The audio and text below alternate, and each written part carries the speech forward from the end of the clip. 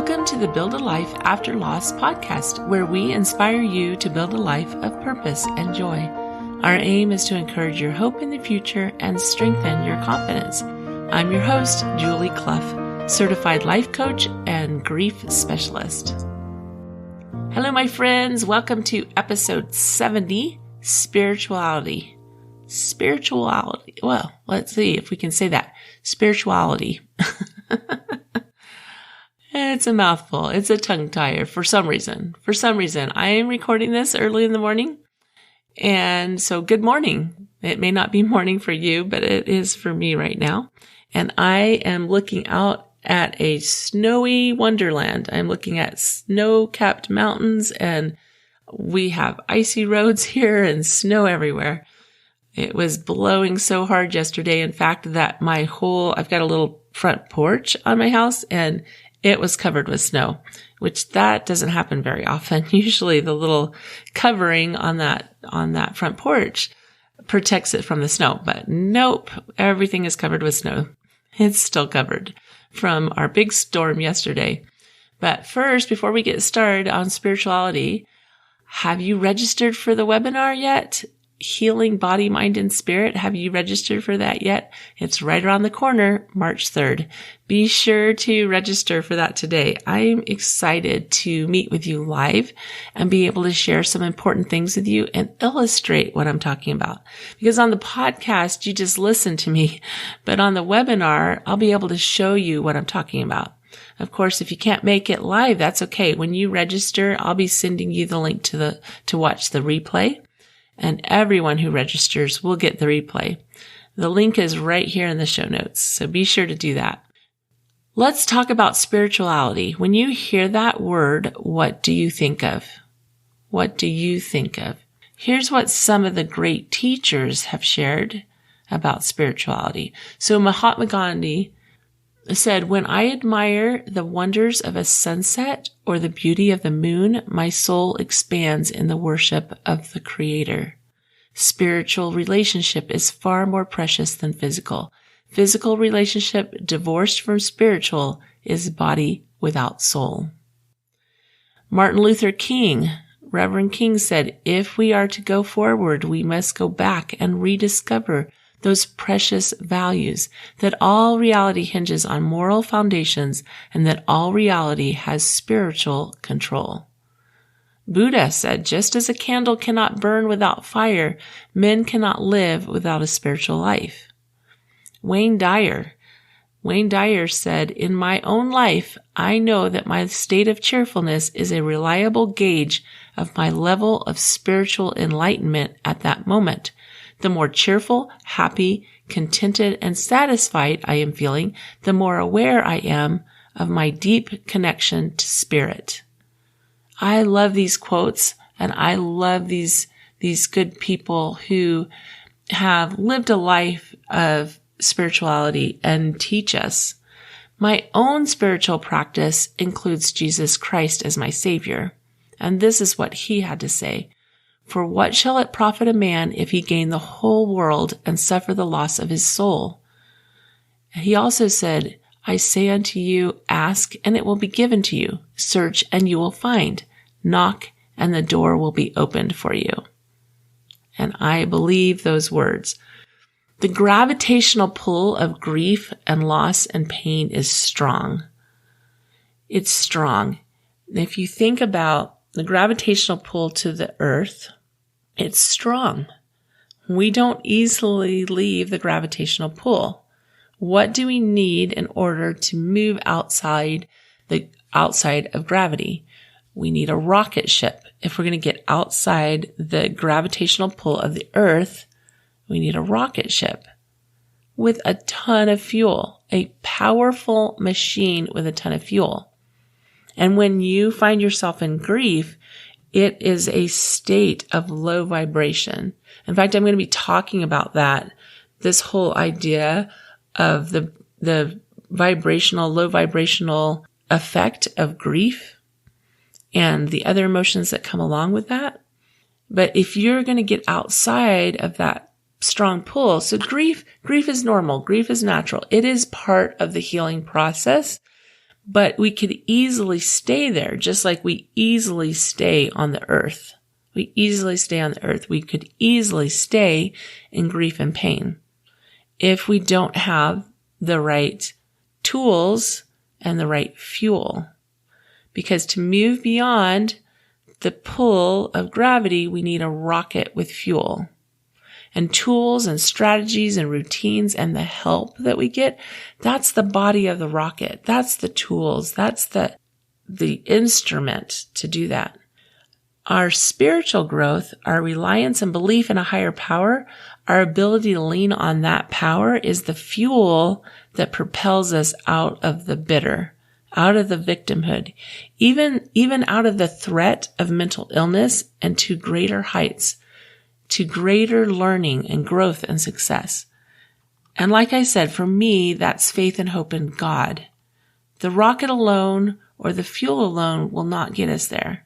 We need the tools, the strategies, the help, and the fuel.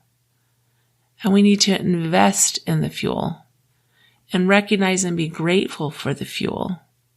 That's spirituality. I have told you before that I like to play tennis. And there's a term called the sweet spot.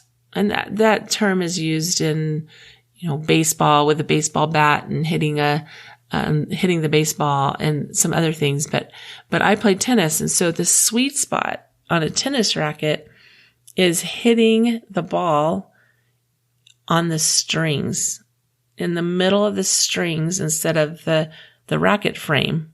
We're not hitting it at all.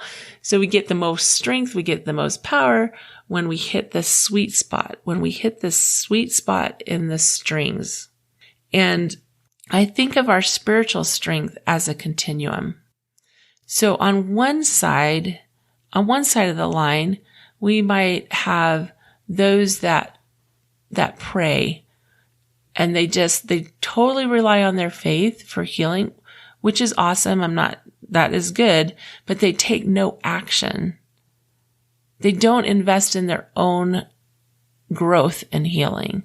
They take no action. They pray, and that is their action, is that they pray and hope that God will miraculously heal them. Then on the other end of the spectrum are those that take all kinds of action. They search and they search and they search but they search without spiritual power.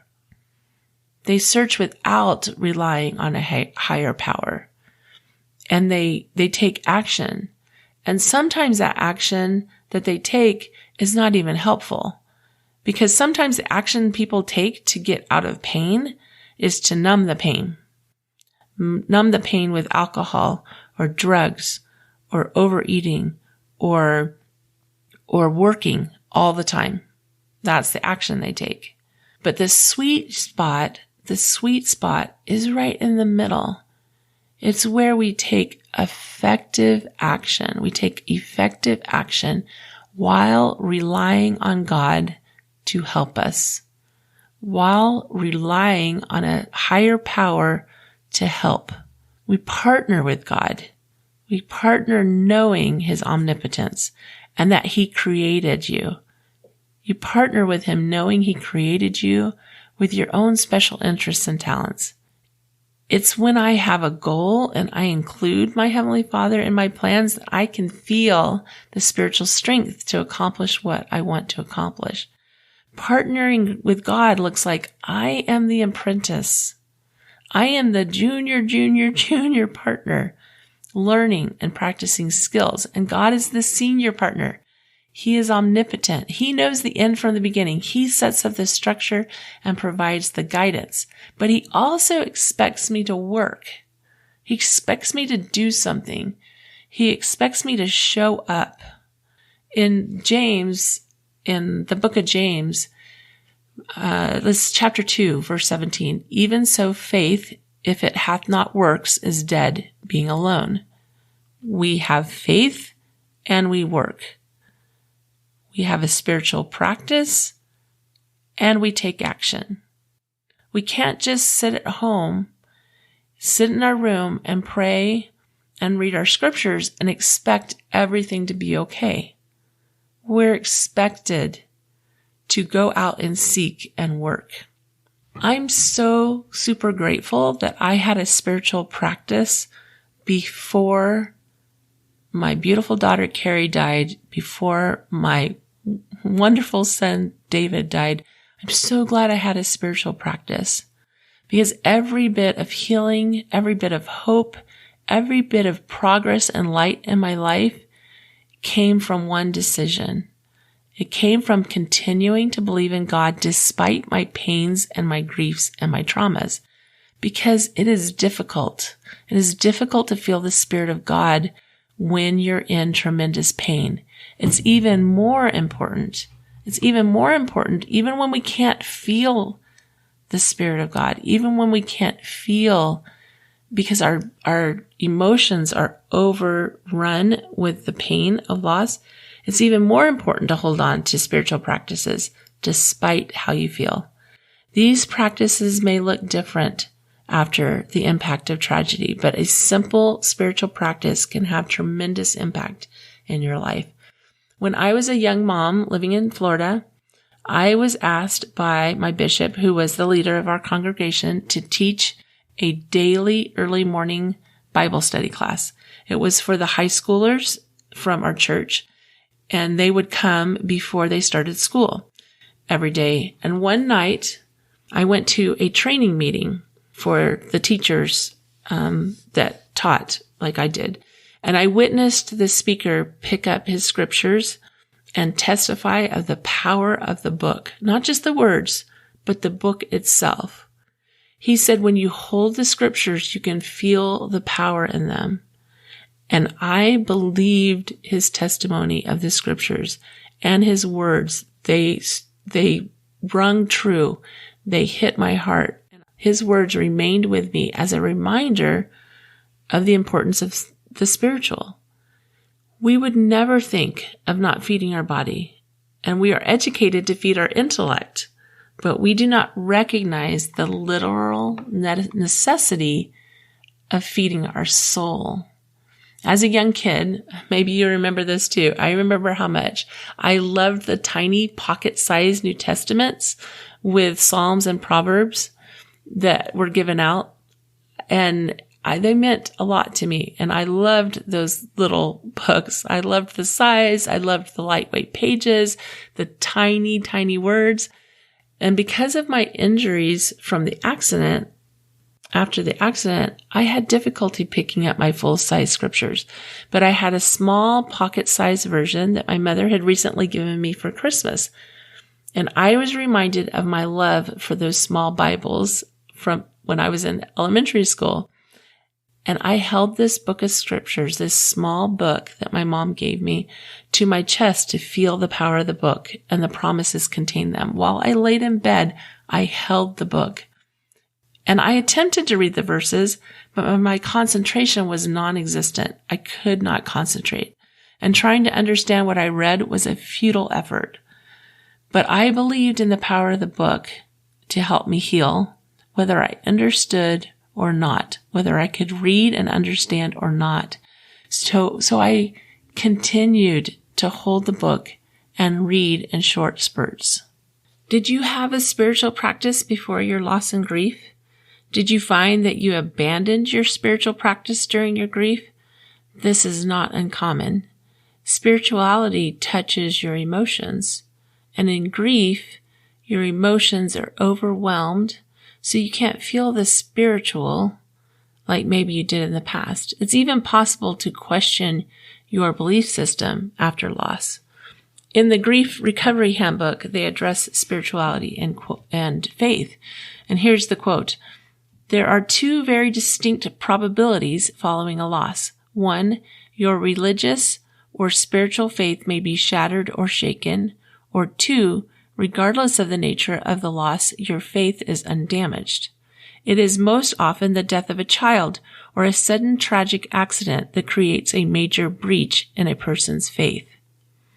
We suggest that the griever work first on his or her relationship with the person who died. After completing the pain caused by that loss, Faith usually returns naturally and often with renewed intensity. For those whose faith is not damaged, we encourage them to use the power of their faith to give them the courage to take the actions of grief recovery." Unquote.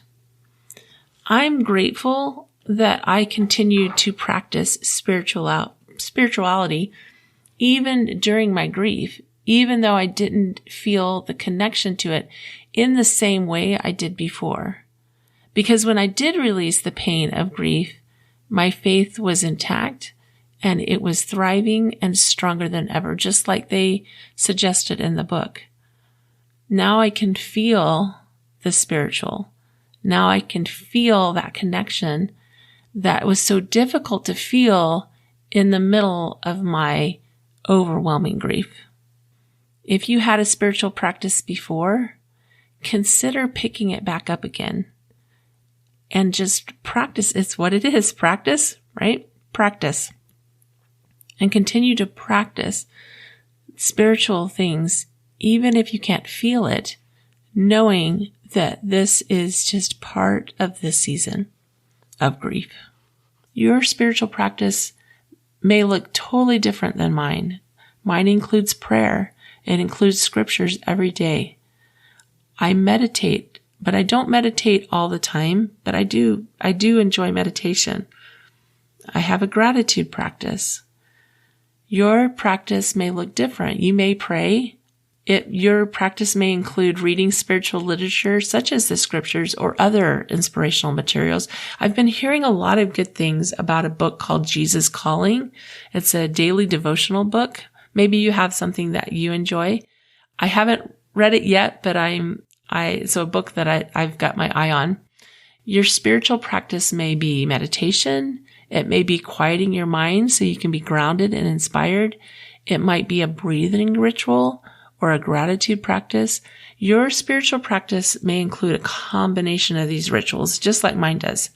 And if you don't have a spiritual practice, I invite you to start now. You wouldn't consider going without food to fuel your body. We eat every day. Be sure to feed your spirit every day as well. It's an important element of self-care. Self-care includes, we think about our body. We are sure to feed our body, to bathe, to brush our teeth, to use other good hygiene to take care of our body. That's part of self-care too. Fuel your soul, your spirit as well with inspiration, daily inspiration, and spiritual sustenance, spiritual food. Your higher power is all about healing. Listen to all the spiritual leaders. Their message is healing. Call on your higher power to be a part of your healing. And then get to work and do the work to heal. Thanks for joining me today. Remember to subscribe in your podcast app so you'll get the new episode each Wednesday. And be sure to leave us a review. We love hearing from you. As a grief coach, I work with you right where you are, and I gently lead you through grief and rebuilding your life. You'll discover healing like you didn't know was possible. Schedule your free discovery session today at buildalifeafterloss.com. Remember, I believe in you. Talk to you next week.